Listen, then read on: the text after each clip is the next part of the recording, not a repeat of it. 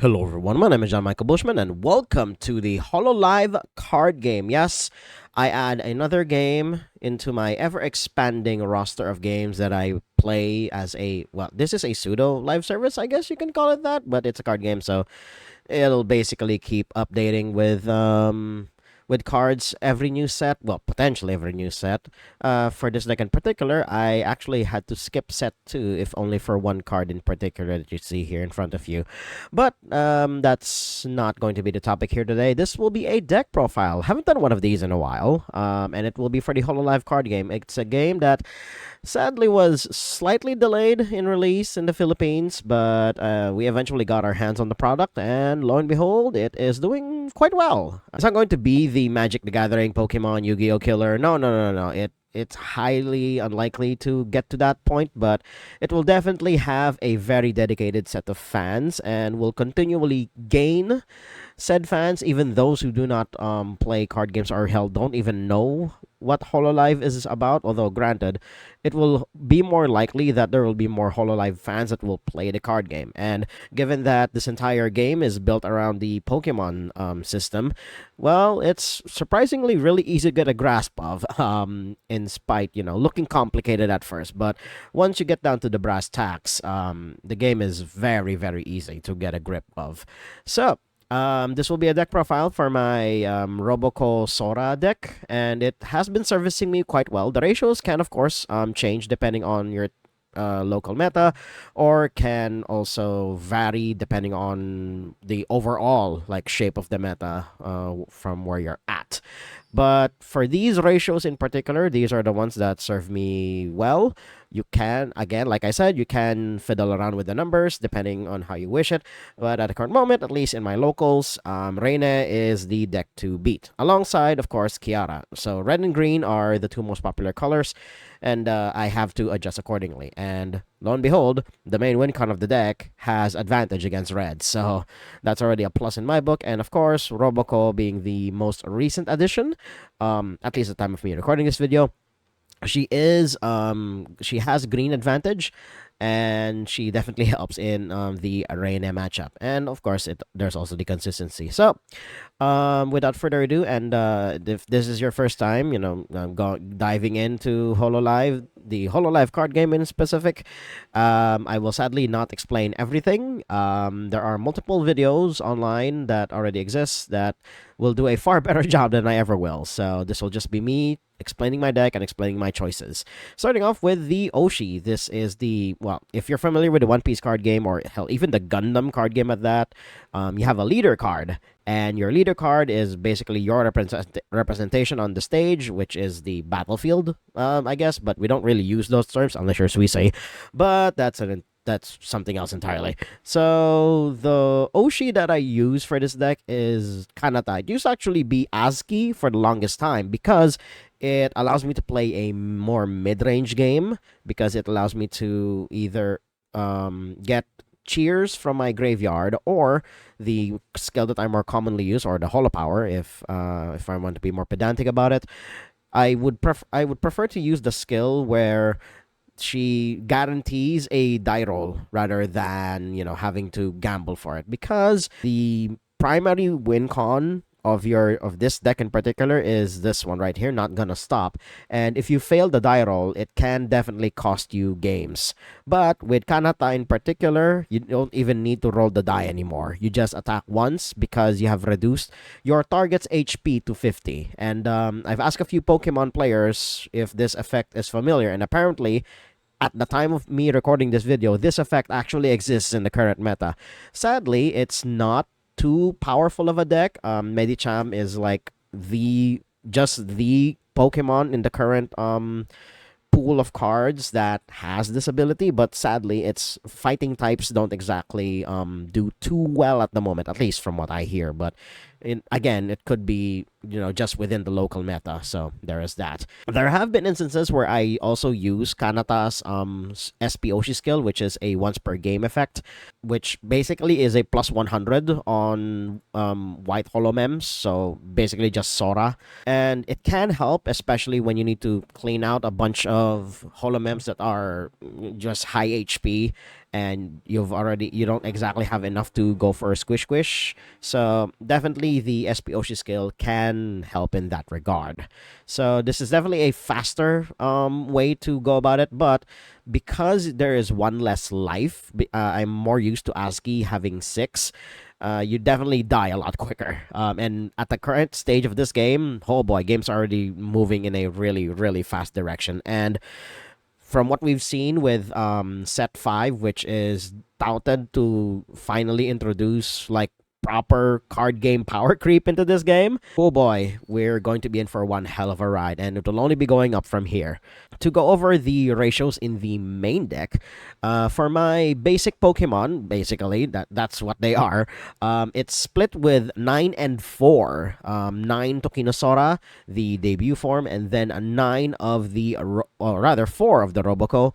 So these ratios are, at least for me, they're more than enough because you don't really need a lot of them because you have normal PC.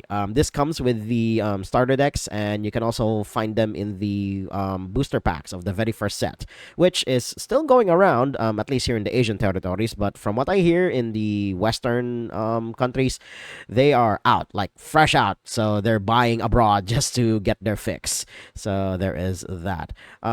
You can adjust the ratios, especially of Sora in particular. You can even bump down the ratios of Roboco to 2 copies of the basic.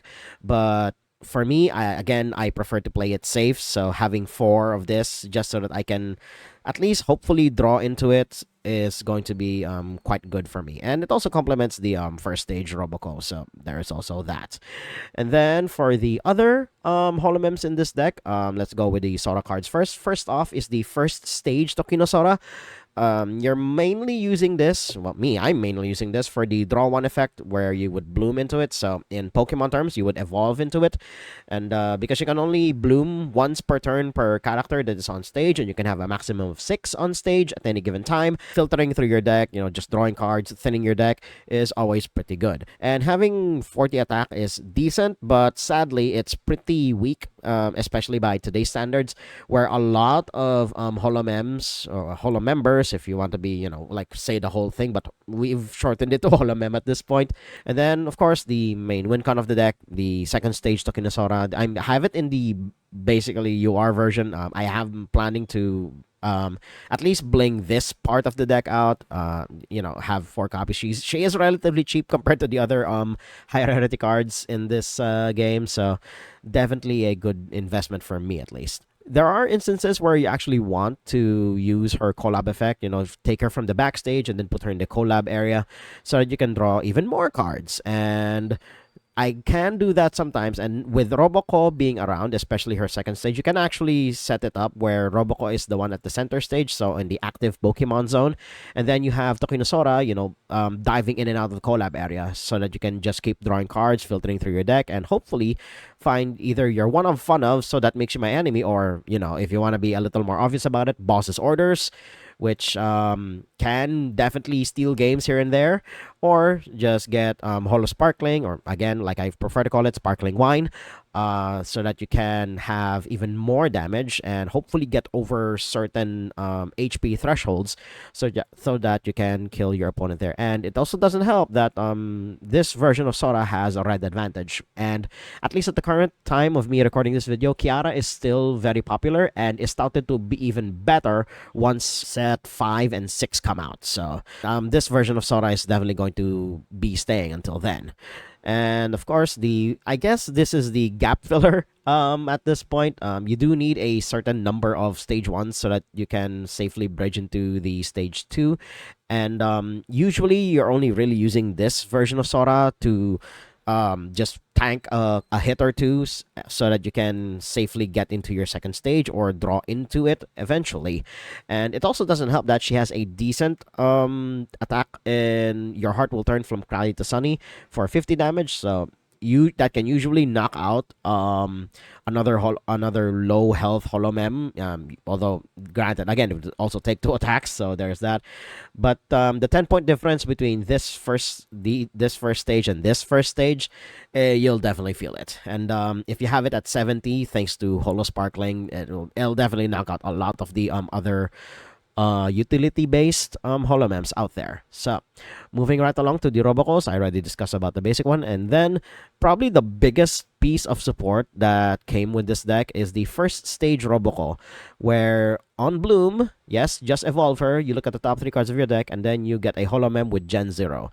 So there's only really three of them. That would be Sora, Azuki, and Robocall. So that's really her only primary purpose is for consistency. And then finally, second stage Robocall, she's only really here as a check against Reine, and literally only that. It also helps that her only attack, and she only has one attack, but it's only one energy, and it can be an energy of any color at that. And if your opponent loves to ramp, they'll even get punished for it because it will have an additional 70 damage. So she is really good, and she's also like decently statted in terms of her HP. So there is definitely that. And there aren't exactly a lot of holomems that have advantage against purple at the moment. So she is definitely good in taking the center stage and tanking a few hits so that you can, stall for time until, of course, you get to Sora's second stage.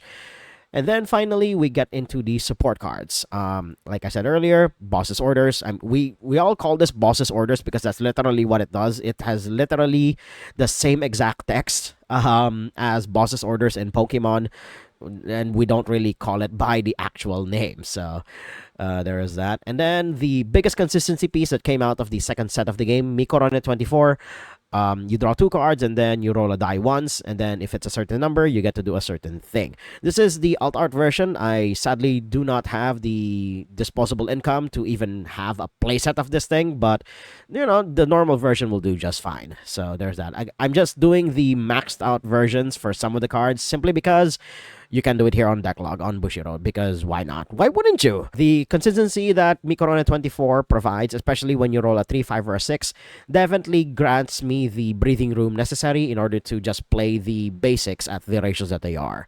So there's that. And it also doesn't help that I also have a playset of normal PCs, so I have 8 ways to access all of my debuts. And then the biggest piece, has been a staple ever since. The ratios of these 3 cards in particular, they will never change until something power creeps them out of the format. And it will come, I believe, if not in set 5, it's in set 6.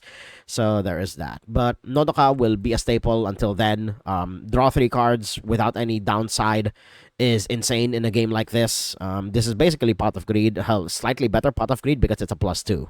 So there is that. And then Manichan, the ratio of this thing can definitely vary depending on your deck. Some people run a full 4 of and can sometimes eschew Nodoka entirely. I don't know why they would do that, but you definitely do need the shuffle depending on the deck that you are running. But for me and for a lot of other people, 2 copies of Manichan is more than enough.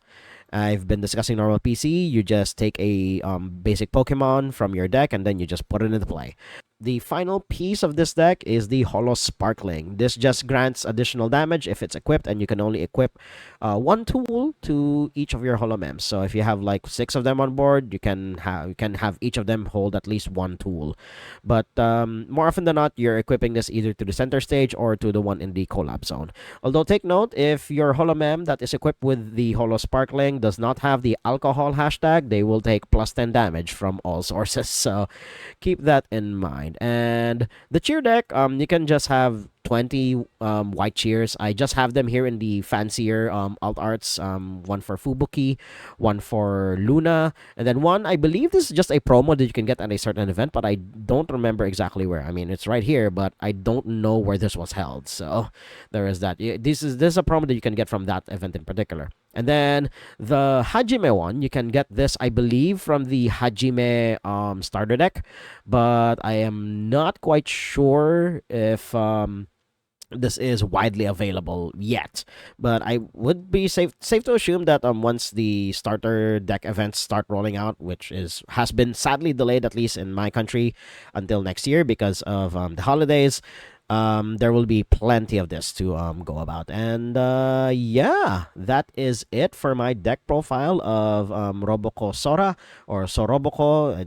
I don't know how you would go about this. Again, you can definitely fiddle around with the ratios. You can even take out the Holo Sparkling entirely. These four slots right here of Boss's Orders and Sparkling Wine, they are definitely the tech slots. You can add even more of the basic Pokemon until then, rather than have these to be even more safe against more aggressive strategies. But you would be cutting down on the chances of you getting your win cons. And spoiler alert: in set 5, Sora gets an insane piece of or rather insane wave of support that can catapult her into one of two directions. You can either eschew the Roboco support entirely and just play pure Sora, or you can play that. You can play Roboco on top of the new support that will come out of set 5. So yeah, that will be it for this deck profile for the Hololive card game. And if you guys like what you saw, hit like, comment, subscribe, and share this among your friends. And until next time, toodles.